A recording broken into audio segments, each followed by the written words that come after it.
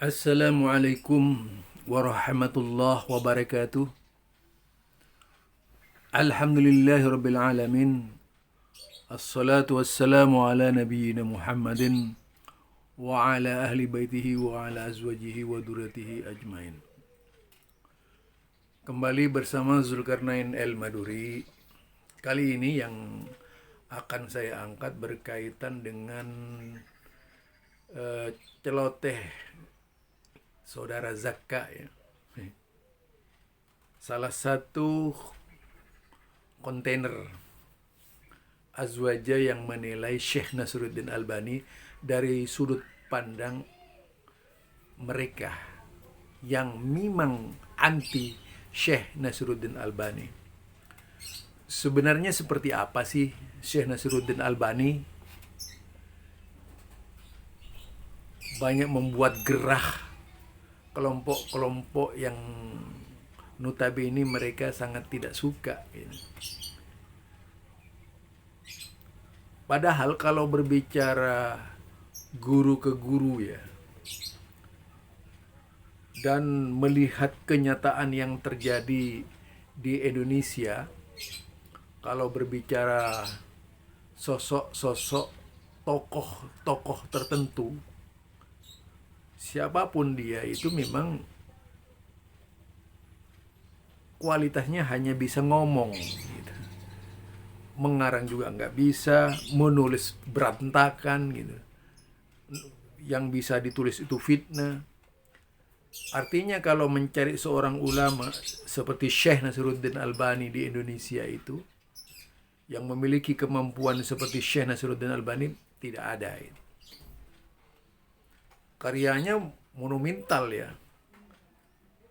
Ya pastilah dalam dunia ini ada pro dan kontra Nabi saja ditolak kok, apalagi Syekh Nasruddin Albani ya. Nabi saja ditolak, apakah karena nabinya itu tidak berkualitas gitu ya. Cara berpikir Zakka ini terkadang sangat aneh. Dia kemudian menghubung-hubungkan dengan beberapa fatwa yang dibaca secara tumpul memahaminya. Ya berkaitan dengan tadi itu bid'ah, imsak, masalah tarawih diangkat-angkat dan sebagainya. Sebenarnya karena ketidakmampuan Zakka sendiri. Kemudian ingin mengkritisi orang yang jauh lebih hebat dengan tujuan supaya subscriber banyak gitu. Padahal ya tidak ada apa-apanya kalau kita cermati ya.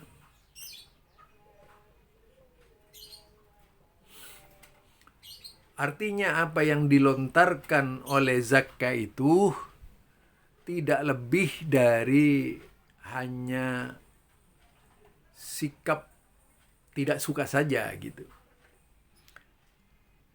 Kita tahu kualitasnya Syekh Nasruddin Albani ini bukan saja sebagai seorang penulis, pembaca, tetapi kepekaannya, kemampuannya. Walaupun ada berbagai macam lelucon yang dilontarkan oleh kelompok kontainer tadi, yaitu dari kalangan-kalangan asbaja ya, sebenarnya tidak berilmu gitu. Apa ya? Kalau orang itu, kalau di dunia asbaja itu yang ada itu kebanyakan kan main logika. Jadi selama ini yang saya lihat tuh, karena saya lama di sana, logika itu menjadi andalan utama. Yang didalami itu adalah mantek. Nah, di dalam mengalahkan orang-orang yang disebut Wahabi tadi, maka digunakan logika. Kadang-kadang logika jongkok juga dipakai gitu. Untuk memahami perkataan orang lain, bagaimana cara menanggapi dan menjatuhkan orang lain gitu, dan sebagainya. Sebagaimana teori-teori yang ditulis oleh kelompok-kelompok yaitu tadi pelawak-pelawak ilmiah. Ada pelawak ilmiah ya. Yang tentu saja hal itu dilakukan oleh kelompok-kelompok yang namanya Aswaja itu. Ya namanya aja Aswaja, artinya hanya sesuai dengan pengertian mereka, bukan pengertian agama ya. Jadi kalau sekarang Aswaja menurut agama dengan Aswaja menurut kelompok beda. Kalau Aswaja menurut kelompok itu berusaha merebut nama Aswaja untuk kepentingan politik mereka, bukan kepentingan agama, kepentingan politik mereka. Nah, itu bisa dilihat dari awal antinya itu. Karena memang ketika Syekh Muhammad bin Abdul Wahab berbicara agama itu dalam skop negara ya. Nah, di Aswaja Indon itu pinginnya seperti itu, ingin membicarakan Aswaja dalam pengertian mereka, dalam perspektif negara juga gitu. Nah, merebut kekuasaan dari tangan orang lain itu menjadi salah satu keinginan mereka. Jadi salah satu keinginan mereka. Gagasan-gagasan akan tumbuh. Ya, gagasan-gagasan akan tumbuh. Pada intinya gagasan-gagasan itu tidak lain untuk memadamkan atau meniup mati setiap gagasan-gagasan yang berbeda dengan Aswaja. Apa saja dilakukannya, termasuk kepada Syekh Nasiruddin Albani. Mereka kalau bisa ingin menggambarkan Syekh Albani itu tidak berbobot. Bagi mereka itu biasa. Oh, Nasiruddin Albani ditolak. Yang nolak siapa? Mereka gitu. Kelompok Kuburiyun mereka gitu. Si A gitu. Itu yang nolak gitu. Tetapi kalau di kalangan intelektual justru menjadi buku perbandingan di seluruh dunia itu. Intelektualnya juga terbatas, bukan intelektual itu apa namanya produk-produk perguruan tinggi yang penuh dengan bid'ah ya. Kalau perguruan tinggi dan melahirkan sarjana-sarjana bid'ah ya tidak mungkinlah kemudian menyukai, justru ilmunya digunakan untuk mengkanter yaitu Syekh Nasiruddin Albani. Siapa sih di Indonesia ini dari kalangan ulama yang memiliki kemampuan seperti Syekh Nasiruddin Albani yang menandingi sampai sekarang? Karena memang banyak kitab-kitab yang disyarah, dijelaskan oleh Syekh Nasiruddin Albani, termasuk kitab yang sering menjadi bahan rujukan seperti kitab Dharratun Nasyihin, kitab Ihya Ulumuddin, semuanya disyarah itu. Seolah-olah itu melemahkan pesantren gitu. Ya seperti yang dilakukan oleh Al-Iraqi misalnya. Itu kan Al-Iraqi juga seperti itu. Melemahkan pesantren gitu. Kenapa? Yang disarah, dijelaskan secara detail itu adalah kitab yang ditulis oleh Imam Ghazali, Ihya Ulumuddin itu. Hampir tidak ada kitab hadis Nabi yang tidak dijelaskan dari sisi sanad, ditakhrij, dijelaskan kedudukannya dan sebagainya. Nah, pada pola yang demikian inilah akhirnya banyak merasa tersinggung. Oh, ini kan amalan saya dahulu kala, kenapa harus disinggung-singgung gitu? Kenapa harus dibahas? Kenapa harus ya dikritisi? Ini amalan nenek moyang kami, tidak boleh orang lain mengusik. Akhirnya apa? Merasa diusik. Kebiasaan orang yang tak mau dikritisi itu merasa terusik. Ya tidak heran kalau kemudian orang seperti Zakka ya, misalnya dikatakan pandai, yaitu pandai berkelit saja untuk dalam rangka mengkritisi orang-orang yang dianggap sebagai lawannya. Jadi ada keseragaman berpikir dalam kelompoknya Zakka ini yang bertujuan mengkritisi setiap orang yang tidak sesuai dengan pemahaman agamanya gitu. Mana ada mereka itu yang positif cara menilainya. Kalaupun mau mengambil itu dalam rangka hujah untuk menyerang musuh-musuhnya. Misalnya, ini buktinya Syekh Nasruddin Albani mensahihkan hadis. Nah, begitu ada hadis yang dilemahkan dari hadisnya, itu marah-marah, wow, wow, wow, wow, wow, wow, gitu. Itu ya. Jadi berbicara ilmiah berkaitan dengan hadis Rasulullah Sallallahu Alaihi Wasallam itu memang memerlukan ilmu khusus, bukan ilmu lampah lumpuh gitu, bukan ilmu santet ya, bukan ilmu apa namanya itu gendam, tapi ilmu yang bisa menatap Syekh Albani secara, yaitu tadi, secara lurus. Jadi seorang intelektual itu tidaklah terperosok ke dalam masalah sanad sebagainya. Sepertinya memang bersanad. Sanadnya sanad yang mana gitu. Mungkin kalau sanad mardud bolehlah, misalnya sanad hadis-hadis palsu itu. Itu banyak. Makanya tidak heran kalau kemudian muncul berbagai macam aliran-aliran di Indonesia yang semuanya bersanad. Tetapi pertanyaannya, sanadnya dari mana gitu. Kalau semuanya bersanad, sanadnya dari mana gitu. Nah, akhirnya semua orang-orang yang bersanad ini mengklaim benar. Contohnya ada puluhan toriko itu mengaku bersanad.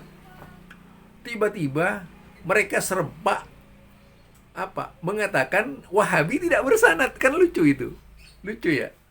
Lucunya apa? Pokoknya kalau mereka bersanad semua lah itu. Walaupun ya sesesat apapun misalnya kelompoknya ya, di antara toriko-toriko itu karena banyak yang sesat gitu.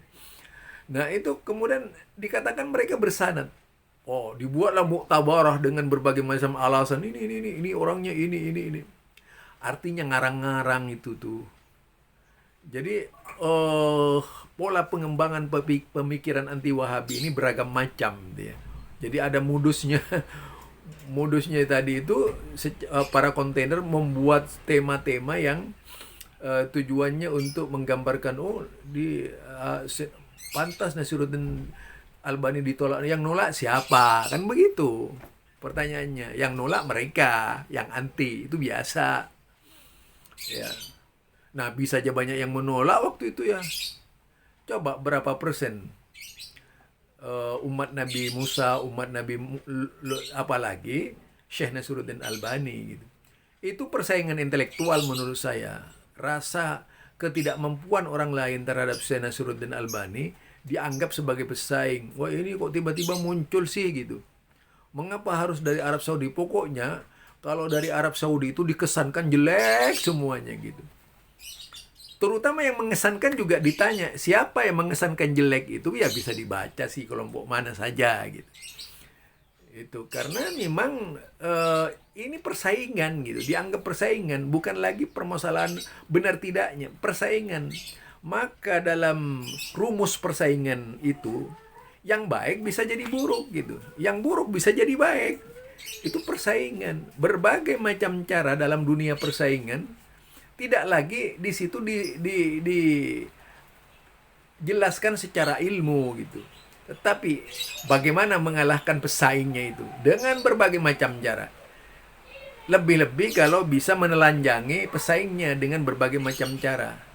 Jadi ini cara berpikir jongkok namanya. Kalau berpikir ilmiah ya nggak seperti itu. Berpikir ilmiah itu sudah pasti menggunakan berbagai macam referensi dan tahu misalnya mengkritisi Syekh Nasruddin Albani, dia punya kitabnya Syekh Albani enggak gitu. Kalau enggak ngapain ngomong gitu, membesar-besarkan mulut tuh apa tujuannya? Ilmu juga enggak punya, mau berbicara kayak Syekh Nasruddin Albani kan malu-maluin gitu. Cuma bisanya keluar-keluar Syekh Nasruddin Albani sesatnya di mana gitu. Kan begitu, gampang kok. Jadi orang itu kalau tidak suka dengan orang, saya kan sudah bilang, secantik apapun wanitanya, kalau sudah tidak suka, itu akan menggambarkan wanita itu jelek. Itu kalau tidak suka. Berbagai macam cara dilakukan untuk menyudutkan wanita itu. Sehebat apapun orangnya, misalnya sekelas Syekh Nasruddin Albani, sudah pasti orang-orang yang iri itu ingin menggambarkan Syekh Nasruddin Albani itu adalah orang yang sangat jelek gitu. Dah ini dilakukan oleh mereka. Sudah dulu ya. Ada siapa namanya? Hasan As-Segaf itu ya. Wah, keluar-keluar bikin buku. Kan saya udah bilang bikin ada Tanakud Albani, Syekh Albani itu. Jadi antara Syekh Albani dengan Albani bertentangan. Karena memang orang ini tidak pernah melihat ulama hadis. Bagaimana ulama-ulama hadis itu terkadang tasahul, terkadang tasyadud. Kan saya udah bilang dulu. Terkadang mereka ini saling fatwanya sendiri, ulama ini kadang-kadang disesuaikan, ini kadang-kadang tidak. Itu tentu dari berbagai macam pengalaman. Siapa saja ulama-ulama yang bermudah-mudah mensahihkan hadis, itu ada. Ya, siapa? Bagaimana misalnya? Bagaimana pemikiran ulama siapa namanya Ibnu Hajar Asqalani di dalam memahamkan hadis? Ya. Bagaimana Imam Nawawi di dalam memahamkan hadis? Lah itu bisa dibaca semua di situ ketika berbicara berkaitan dengan hadis. Al-Ba'isul Hasisa adalah sebuah kitab hadis yang disusun oleh Ibnu Katsir misalnya. Berbagai macam kitab Ad-Dahabi. Saya itu katakan misalnya baca kitab Taqribut Tahdhib, Tahdhibut Tahdhib dan sebagainya. Pasti akan menemui itu. Saya pernah membuka sebuah situs namanya situs Transmit itu berkaitan dengan perawi-rawi hadis yang jumlahnya beribu-ribu kitab. Di situ membicarakan beratus-ratus kitab yang membicarakan berkaitan dengan sanad hadis Nabi. Wow, ternyata itu misalnya berkaitan dengan Abu Hatim, Baihaqi dan sebagainya, Ibnu Ma'in dan itu orang-orang yang pengkritik hadis itu kadang-kadang dikritisi juga. Imam Bukhari itu misalnya. Berani nggak misalnya mengatakan Imam Bukhari itu tadlis misalnya? Ya kalau orang ini gampang banget menilai Imam Bukhari itu tadlis. Nah itu ya. Jadi kalau orang nggak tahu ilmunya itu cuma keluar-keluar macam Idrus Ramli, ya, CS itu mana ada ilmu hadisnya, dia nggak tahu ilmu hadis. Kebanyakan kalau kelompok mereka ini sejak kapan bicara hadis? Kan baru sekarang bicara hadis. Setelah ada Syekh, ada istilah Wahabi, baru mereka tergerak mau mempelajari hadis. Itu pun nanggung-nanggung mempelajari hadis itu. Itu ya, artinya baru sekarang ada kemudian. Biasanya nggak peduli juga. Hadis palsu kayak hadis dhaif kayak dijalankan itu. Pokoknya hadis lah. Biasanya lebih yakin kepada cerita-cerita tahayul dan sebagainya itu ya. Jadi kalau berbicara berkaitan dengan Syekh Nasiruddin Albani itu harus pakai kelas gitu. Harus pakai kelas. Kelasnya ente kelas apa gitu. Kalau kelas bantam junior jangan melawan kelas itu tadi, Hicks. Jadi apa yang diangkat itu adalah misalnya bicara Syekh Albani, pelajari kitabnya Syekh Albani dulu. Pelajari kemudian referensi yang dipakai Syekh Albani. Ini borok-borok pelajari. Langsung saja mengkritisi siapa Syekh Nasiruddin Albani sesuai dengan doktrin yang sudah beredar. Syekh Nasiruddin Albani ini sudah doktrin. Kebenciannya kepada Albani itu doktrin yang dilakukan secara merata dan masif di seluruh Indonesia oleh satu kelompok yang ada di Indonesia gitu. Semua orang-orangnya didoktrin membenci. Mana bisa kalau sekarang guru terhormat menjelaskan kepadanya tentang kejelekan Syekh Nasiruddin Albani, sementara gurunya itu disanjung-sanjung. Ya tidak mungkin bisa kemudian positif di dalam menilai orang. Sementara gurunya itu menjadi pengendali utama. Lah sekarang misalnya ini Syekh Albani, kemudian dari sononya gitu, dari sononya itu diturunkan, yaitu semacam edaran ke berbagai daerah. Apa? Yaitu bagaimana mengkritisi Syekh Nasiruddin Albani. Bukan tanpa ini ya, bukan tanpa kemudi, itu pakai kemudi itu. Artinya ada supirnya itu, ada supirnya yang membawa gerbong kebencian kepada Syekh Nasiruddin Albani. Memangnya saya tidak paham dengan cara-cara seperti itu, sangat paham. Lah, Madura dulu ya, Madura saja, Madura ini yang tidak pernah ada hal-hal seperti itu, tiba-tiba ada ini. Orang desa lagi itu yang mencangkul tanah itu tidak pernah bicara Wahabi, tiba-tiba bicara Wahabi. Kan lucu itu. Apa? Gak Wahabi, Wahabi begini. Nah, itu namanya upaya menggiring massa dalam kebencian terhadap paham Wahabi. Jadi bagaimana bisa memberikan ilmu? Ini seolah-olah agama dianggap politik, rebutan massa, ya persis pemilihan umum itulah menjelek-jelekkan ini. Oh, kalau dulu kan ada jangan pilih itu Pak Amin Rais itu Wahabi. Oh, itu sebelum muncul apa isu-isu salafi sudah begitu itu. Contoh. Berbagai macam usaha dilakukan dalam rangka yaitu apa namanya? Untuk membendung arus pemahaman yang dianggap bertentangan gitu. Ini seharusnya tidak terjadi di kalangan umat Islam. Umat Islam itu jangan dibuat bodoh gitu, tapi umat Islam dibuat cerdas. Bukan cerdas di dalam memahami kelompoknya. Cerdas dalam berpikir secara adil. Ini nggak bisa berlaku adil. Jadi bagaimana kelompok itu dibuat benar-benar manusia berkualitas. Bukan manusia yang cuma menyandang tas saja gitu. Tetapi adalah manusia-manusia yang berilmu, yang bisa digugu dan ditiru. Bukan sekedar manusia yang pandai bicara atau yaitu berlogika. Nah, kalau sudah logika diutamakan dalam segala hal, saya kalau kemudian mengikuti logika saya bisa berpikir apa saja. Apa saja bisa saya itu pelintir gitu ya. Kalau saya mau gitu. Tapi saya nggak mau kayak gitu itu. Jadi kalau mau berbicara agama, oke lah berbicara agama di sini. Kalau logika itu sudah puluhan tahun saya pelajari itu.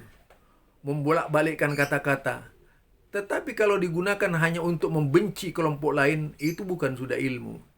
Jadi ini ya, kebanyakan sekarang yang beredar di tengah-tengah masyarakat, itu bukanlah ilmu yang datang dari, yaitu Islam, melainkan ilmu yang datang secara parsial dari kelompok tertentu untuk membenci kelompok tertentu. Cobalah ngukur diri. Yang Anda lakukan tuh mengkritisi Albani itu Anda siapa gitu.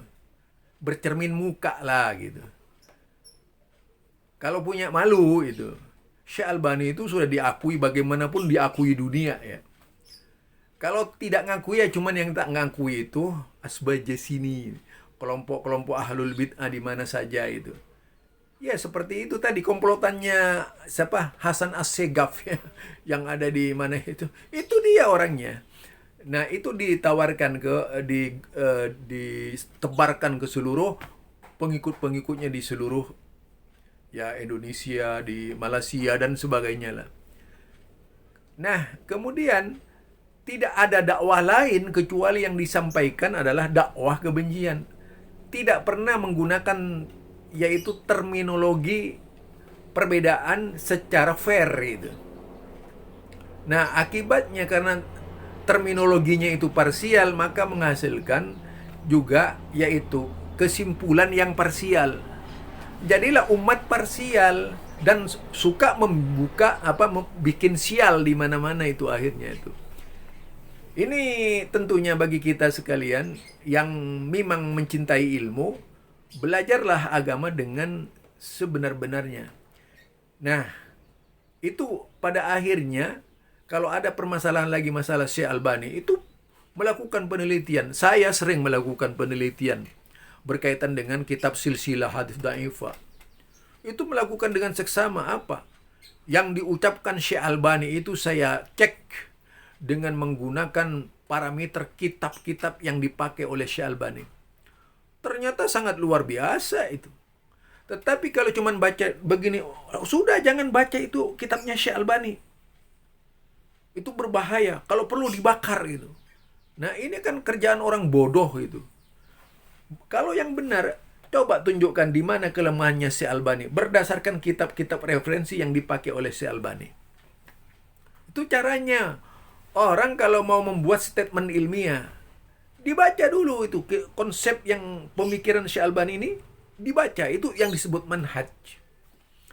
Yaitu berkaitan dengan literatur, kitab-kitab rujukan, misalnya tadi kitab-kitab hadis, kemudian istilah-istilah dalam hadis, semuanya dipakai itu. Bandingkan dengan kitab-kitab karya-karya ulama-ulama dahulu kala, sekelas misalnya Ibnu Hajar Asqalani. Itu pasti samanya banyak itu. Pasti samanya juga banyak dengan Imam Nawawi, samanya banyak dengan Imam Az-Zahabi, samanya banyak dengan Ibnu Katsir. Banyak sekali itu. Ibnu Ma'in dan sebagainya. Ibnu Mundir dan sebagainya. Itu penulis-penulis ilmu hadis ya. Rijalul hadis. Kitab dengan Mizanul I'tidal fi Naqdir Rijal, semuanya akan sesuai, nggak ada perbedaan. Hanya karena tidak tahu ilmunya, sudah pasti yang didahulukan tuh caci maki. Ini saja dari saya. Mudah-mudahan semua yang ingin mengkritisi Syekh Albani tidak membabi buta. Jadi tidak membabi buta gitu. Kalau babi buta, ya nanti itu hanya bisa seruduk ke kanan ke kiri. Tidak didasarkan kepada ilmu, tapi didasarkan kepada nafsu angkara murka. Subhanakallahumma wa bihamdika asyhadu an la ilaha illa anta astaghfiruka wa atubu ilaik. Assalamualaikum warahmatullahi wabarakatuh.